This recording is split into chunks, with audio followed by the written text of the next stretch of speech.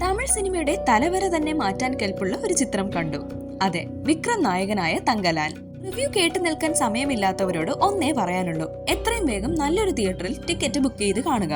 Adventure ഡ്രാമയും ഒപ്പം ഹിസ്റ്റോറിക്കലും പറഞ്ഞു പോകുന്ന ഈ ചിത്രം നിങ്ങൾക്ക് തരാൻ പോകുന്നത് നിങ്ങളുടെ ജീവിതത്തിലെ ഏറ്റവും നല്ല സിനിമാറ്റിക് എക്സ്പീരിയൻസ് ആയിരിക്കും. കൊളാർ ഗോൾഡ് ഫീൽഡ്സിനെ കുറിച്ച് നമ്മൾ KGF എന്ന സിനിമയിൽ കേട്ടുപോകുന്നുണ്ട്.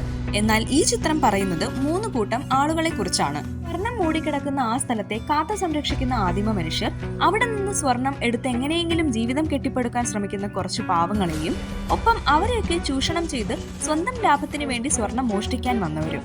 ഇവർ തമ്മിലുള്ള പോരാട്ടത്തിന്റെ കഥയാണ് തങ്കലാൻ. PA രഞ്ജിത്ത് എന്ന മാസ്റ്റർ മൈൻഡിന് ഒരു സല്യൂട്ട്. നിങ്ങൾ തന്നെയാണ് ഇതിന്റെ ഹീറോ. കഥ മാത്രം നോക്കുമ്പോൾ കുറച്ചൊന്ന് ഇഴഞ്ഞു നീങ്ങി മാത്രം പോകേണ്ട ഈ സിനിമയെ ഇത്രമാത്രം എൻഗേജിംഗ് ആയി മാറ്റിയെടുത്തത് നിങ്ങളുടെ കഴിവ് തന്നെയാണ്. ചില ഷോട്ടുകൾ കാണുമ്പോൾ കിട്ടിയ രോമാഞ്ചം ഇപ്പോഴും മാറിയിട്ടില്ല. അദ്ദേഹത്തിന്റെ സിനിമകളിൽ കാണുന്ന ചില സാമൂഹികമായ അഭിപ്രായങ്ങൾ ഇതിലുമുണ്ട്. വിക്രം എന്ന സൂപ്പർ സ്റ്റാറിനു പകരം വിക്രം എന്ന നല്ലൊരു നടനെ മാത്രമേ ഈ ചിത്രത്തിൽ നമ്മൾ കാണൂ. നാഷണൽ അവാർഡ് കിട്ടേണ്ട ഒരു പ്രകടനം തന്നെയാണ് അദ്ദേഹത്തിൻ്റെത്. ഒരു നടൻ എന്ന രീതിയിൽ ഒരു മനുഷ്യന് ഇതിൽ കൂടുതലൊന്നും ചെയ്യാൻ സാധിക്കില്ല. അത്രമാത്രം കഷ്ടപ്പെട്ടിട്ടുണ്ടെന്ന് ഈ സിനിമ കാണുമ്പോൾ നമുക്ക് മനസ്സിലാകും. ഇന്ത്യൻ സിനിമയിൽ വിക്രം അല്ലാതെ മറ്റാർക്കും ഈ റോൾ ചെയ്യാൻ സാധിക്കില്ല, കൺഫേം.